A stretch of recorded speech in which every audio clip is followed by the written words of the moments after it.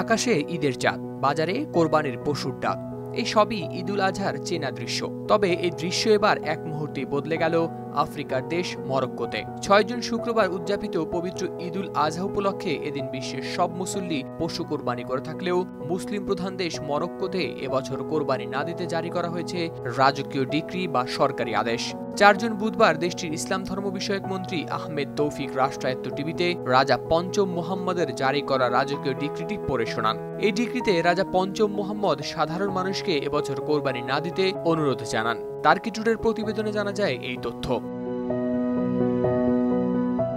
আর রাজার এই নির্দেশে যেন স্তব্ধ হয়ে গেল পুরো মরক্কোবাসী। সরকারি কর্মকর্তারা জানান, গেল কয়েক বছর ধরে মরক্কো জর্জরিত খরা আর প্রাকৃতিক দুর্যোগে। মাটিতে ফাটল ধরেছে, মাঠে নেই ঘাস, ফলে অনেকটাই কমে গেছে গবাদি পশুর সংখ্যা। আধুনিক কালাভুনা মশলা থাকলে আসল কালাভুনা রান্না কোনো ব্যাপারই না। যেসব পশু এখনো অবশিষ্ট আছে সেগুলো রক্ষায় এবছর কোরবানি না দেওয়ার আহ্বান জানানো হয়েছে। এছাড়া কৃষি খাতের স্থায়িত্ব রক্ষাতেও এমন বিতর্কিত উদ্যোগ নেওয়া হয়েছে বলে জানিয়েছে তারা। কিন্তু অনুরোধটা যেন কেবল মুখের কথা নয়, সাধারণ মানুষ যেন আদেশ অমান্য না করতে পারে তাই সরকার মাঠে নামিয়েছে নিরাপত্তা বাহিনী। শহরের রাস্তায়, গ্রামের আনাচে কানাচে চলছে নজরদারি। বাড়িতে বাড়িতে হানা দিয়ে জব্দ করা হচ্ছে ভেড়া, এমনকি করা হচ্ছে বিপুল অর্থ জরিমানাও। এমন ভিডিও ইতিমধ্যেই ভাইরাল হয়েছে সামাজিক যোগাযোগ মাধ্যমে।